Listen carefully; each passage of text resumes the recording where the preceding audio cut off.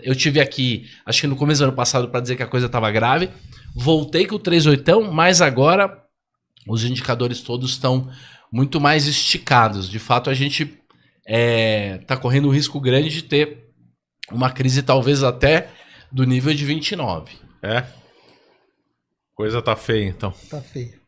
Mas vocês acham que isso daí está sendo armado de propósito? É uma coisa que o pessoal, vamos empurrar um pouco para cá, vamos empurrar um pouco para lá? Tem quem Ou sabe... você acha que tem gente que está trabalhando assim, para isso? Isso não poderia ser feito de propósito, sozinho, se não existisse na sociedade um meio de progredir, de pensar, que não fosse propício a isso. Quer dizer, a sociedade existe na sociedade um inconsciente coletivo que busca, a hora está buscando a ganância e o lucro, a hora, isso às vezes, mediante as condições corretas, aquilo exagera, e depois a sociedade, em qualquer sinal de inversão ou de cessação daquela euforia e daquela ganância, você tem uma transição da ganância e euforia para uma transição para o outro lado, que é medo e retração. Entendeu? Só que se essa transição ocorre no momento onde você está muito alavancado, devendo demais e com valuations muito altos, você tem uma queda do mesmo tamanho das recentes altas. E você tem um crash igual de 29. E qual que seria o gatilho para provocar isso? Porque sempre tem algum... Sim. A gente precisa analisar 4 dimensões, né? Para saber se de fato a fragilidade chegou no seu ápice, né? Então a primeira dimensão é a macroeconomia. De fato, a gente tem que ter sinais que a macroeconomia está chegando no seu limite. E até mandei uma listinha aí de 10 itens aí que fragilizam. Isso, tá aqui que eu anotei. Você anotou dívida, déficit, populações, inversão de juros, indicadores, conflitos, migração, preferência temporal, população e estagnação industrial. População dependente população do Estado. Dependente, quer dizer. Então assim, esses 10 fatores, eles estão fragilizando demais a economia. Só que, ao mesmo tempo, você tem um segundo item que é contraditório, que é o sentimento está muito otimista. Tá. Não o sentimento com relação à economia, mas com relação ao mercado. Então você tem uma espécie de... contraponto, contrapeso. Desvinculado a realidade com a expectativa. A expectativa é uma expectativa de Golden Age, você tá vendo aí, a Era de Ouro, né? Tudo que o Trump tá prometendo e tudo mais. Sim, tá uma fase de otimismo. Projeções de crescimento econômico, projeções de balanço de empresa muito otimista, mas a economia mesmo tá sofrendo com essas fragilidades. Então, o excesso de otimismo com fragilidades econômicas. O terceiro fator é o preço das empresas já tá caro, principalmente empresas nos Estados Unidos, que é a maior capitalização. A bolsa global vale, sei lá, entre 90 e 110 trilhões de dólares. As bolsas todas. Todas somadas. Todas. A americana vale entre 50 e 60. Talvez um pouco mais de 60. Aqui que eu salvei, mas pode continuar. O Faca vai trazendo os dados e os gráficos aí. 60% a 70% então da capitalização global são as bolsas, são as empresas americanas, e a maior parte são essas big techs que estão muito esticadas, elas dão muito lucro, a margem de lucro delas é enorme, mas elas precisam continuar tendo essa performance absurda durante muitos anos para justificar o preço atual. Então nós estamos chegando num nível, talvez então a bolsa ainda possa ter um otimismo final, né? Até para que o gatilho chegue. Então o terceiro fator é esse, são os preços. E o quarto é essa parte técnica de timing. Por exemplo, o Taleb calcula um negócio chamado energia acumulada, ou entropia. Essa tal dessa entropia está muito alta, está em 120%. Quando eu vim aqui no ano passado estava baixinha. E a volatilidade, normalmente, ela cai. Se você quer comprar prata para proteger os seus investimentos ou para diversificar, ou ainda para virar um colecionador de moedas como essa, invista na Morgantes Metais. O link está abaixo. Use o cupom CARAVELAS para obter um desconto. Por quê? Por causa do otimismo. Então as pessoas ficam muito confiantes, elas param de comprar seguro. Então, todo mundo O tá achando... posicionamento muda, fica todo mundo comprado. Todo ninguém mundo mais- otimista. Os Tá, vendidos ninguém joga tá querendo toalha. vender. O último vendido joga toalha, desiste. Na hora que esse último vendido joga toalha, é que vem a crise. Então, ela vem quando não tem ninguém esperando. E o Taleb diz, né, ele cita um coach de beisebol americano chamado Yogi Berra, que ele fala assim, o espetáculo só termina quando a gorda canta. Então, que é o espetáculo da ópera, né? Podemos falar agora de novo, né? Então, Cuidado, hein? Que Cuidado, isso é politicamente incorreto. eu acho que já tá mudando aí. Mas é o que tá escrito no livro do Taleb, né? Então, assim, o espetáculo da ópera só termina depois que a cantora principal, que normalmente é adiposamente favorecida, termina o seu ato. Então é uma espécie de grande finale. Talvez a gente precise de um ato final, assim, otimista. E o Trump é a cara disso, né? Então a gente tá muito próximo. Então a gente diz que daqui a pouco vai faltar só a baleia boiando.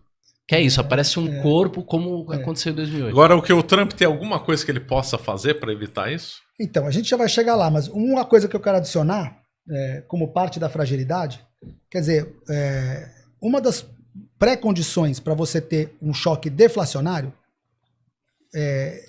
que a gente possa chamar de crash, que é diferente das deflações que você tinha, por exemplo, no século XIX. No século XIX você tinha situações onde cada invenção nova, foi um período de invenções, muitas invenções, né? A máquina a vapor, a lâmpada e tal. No final do século, o carro. Exatamente.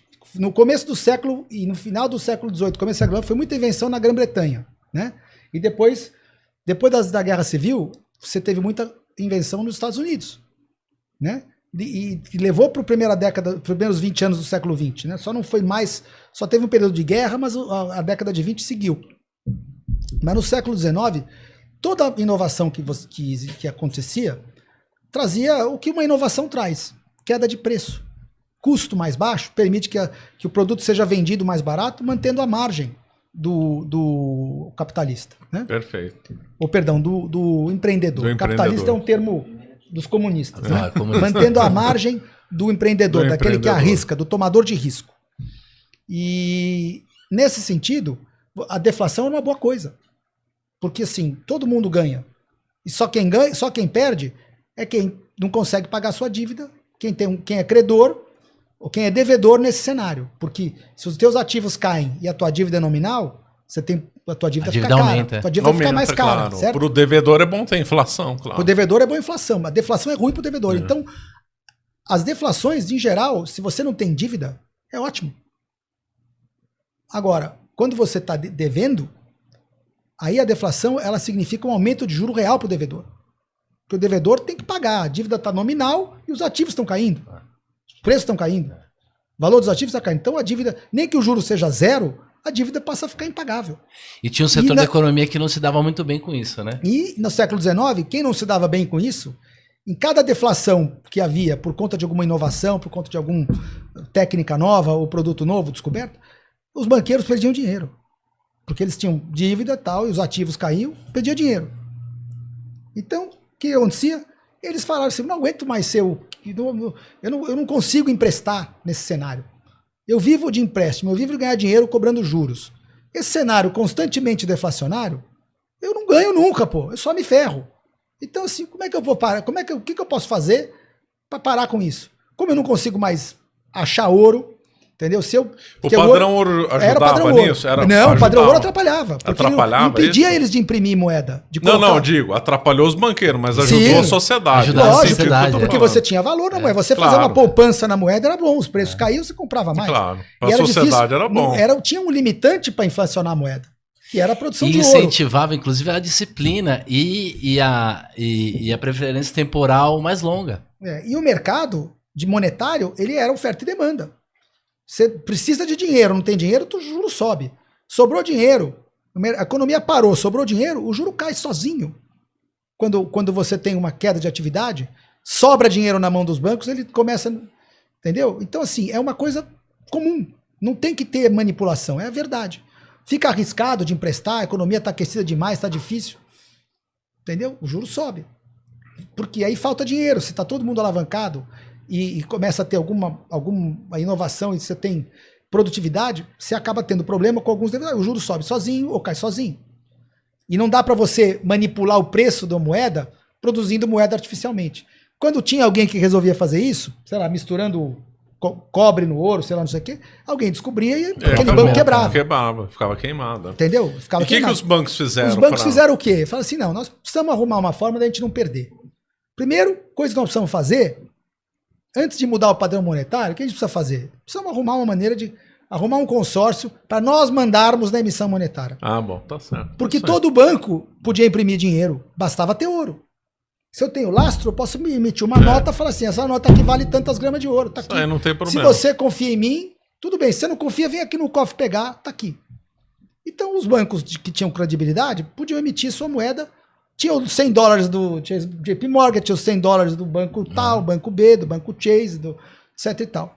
Do Citibank. Tinha $100. Eles podiam alavancar um pouco ou não? Ou tinha que ser exatamente podiam, um para um? Podiam, mas você não tinha como imprimir moeda. Se você emprestar dinheiro e depositar, emprestar de novo, você corre o risco do cara vir buscar e você não tem. Então você tinha que controlar e a taxa de juros servia para isso. É tipo Pompa 2. A taxa de juros, coisa baixinha, a taxa de juros servia para isso. Quando você está alavancado demais, o juro sobe, você não aumenta a tua alavancagem, você reduz. A taxa de juros subindo faz o natural, quando ela sobe, é o sujeito pagar as dívidas para não rolar esse juro. Ele deixa eu arrumar dinheiro para pagar essa dívida. Então, você baixa a alavancagem, a moeda volta a ficar ofertada de novo. A alavancagem, ela faz a moeda ficar escassa, certo? Se você empresta o dinheiro muitas vezes e ele volta, a moeda fica escassa, o juro sobe e aí a alavancagem reduz sozinha. Você não vai para o excesso, porque o maior sinal de você estar alavancando demais e ter risco, a taxa já ajusta e a alavancagem e desalavanca. O que aconteceu quando eles começaram a dominar a impressão de moeda através da criação do Fed, que monopolizou a emissão de moeda? Toda vez que o juro sobe por algum risco, o que o Fed faz? Ele, como tem o monopólio da impressão de dinheiro, e depois de 1932, nem respeitar a paridade, ele precisava mais, ele começou a desvalorizar o dólar. Cada vez que precisava de imprimir moeda, ele desvalorizava o dólar, agora eu posso imprimir o dobro de moeda. A paridade era 20 onças valia $100, ou perdão, 20, como é que era? Era $100 valia 20 onças, né? E hoje tá $20 valia uma onça, depois $35 foi valer uma onça. Aí teve o confisco do Roosevelt, confiscou Foi o ouro antes. da população. Ele confiscou antes de desvalorizar. Quer dizer, ele deu um golpe na população. Ele deu um golpe antes de eu desvalorizar, eu vou tomar esse ouro para eu ter o ganho. Para os cofres do Tesouro e mais o Fed terem o ganho da desvalorização. Eles ficaram com o ativo que valorizou e a moeda desvalorizada foi impressa e jogada no mercado. Então, assim ali eles conseguiram primeiro criar o Fed, antes mesmo da desvalorização, para ser, como o monopólio é deles, na hora de uma crise, eles têm alguém que pode imprimir e salvar eles. E a gota d'água foi o pânico de 1907. Que o pânico de 1907 foi meio que um crash do Nasdaq, assim. Foi grave. E foi aquele que o Morgan salvou? O Morgan salvou. Ele tinha muito ouro, ele tinha moeda, ele começou a salvar quem ele quis. Mas aí os banqueiros falaram, não, peraí, a gente vai tomar uma dessa de novo? Vamos montar esse Fed aqui, a gente vai lá para a ilha de Jekyll, vamos organizar como a gente vai fazer, e depois a gente elege um presidente democrata, vamos eleger um Obama da época, que era o Woodrow Wilson. Ele e o Roosevelt, dois democratas, dois Obamas, entendeu? Dois Obamas, eu não vou dizer que é Joe Biden, porque Joe Biden é fora da curva, é senil. Único. Mas dois Obamas, entendeu? Que globalistas, que a fim de mais preocupado com o interesse do mundo do que do próprio país. A embaixada da União Soviética era no mesmo prédio do Fed. Era. No mesmo prédio. Isso aí depois é um outro assunto que é bom da gente falar. E tinha um emissário russo, né? Tinha. Como é que... Não, quando teve a Revolução Russa, eles estavam todos nos Estados Unidos. O Lenin estava lá. Eu digo, lá num caso tinha um emissário russo, ele era rastreado. Ele foi buscar financiamento para a Revolução Russa, lá nos banqueiros globalistas. Foi como é que ele chamava? Agora deu um branco o nome do banco. Sim. Depois a gente acha, não tem problema. Aí, então eles fizeram isso, mágica. As crises que tiveram depois, sempre teve salvamento do Fed para os bancos do consórcio. Só que a crise de 29 foi muito grande. E não tinha nem conseguiram segurar. O Fed não conseguiu fazer nada, porque foi muita deflação. E ele não tinha, mesmo que ele quisesse, ele era limitado pelo padrão ouro. Aí o Hoover, que era o presidente republicano na época, É um cara que se elegeu meio que no mesmo otimismo que o Trump, né? Era os loucos anos 20, o mundo tava passando Sim, o por Roaring época Twenties, né? Paris é uma festa. Uma festa, Berlim, com um monte de cinema, Exatamente. filmes, expressionistas, todo mundo tava otimista naquela época. Exatamente. Aí, o que aconteceu? Eles, um pouco antes mesmo da eleição do Roosevelt, o Fed já estava engendrando ali a desvalorização. Do Hoover, né? Não, pouco antes da eleição do Roosevelt, 1932. Sim. Em 32 foi o ano da eleição do Roosevelt. Foi o pior ano da depressão, porque a Bolsa bateu o fundo dela em 1932. Depois de cair 90%, né, o Dow Jones. E aí eles engendraram aquele confisco e depois a desvalorização.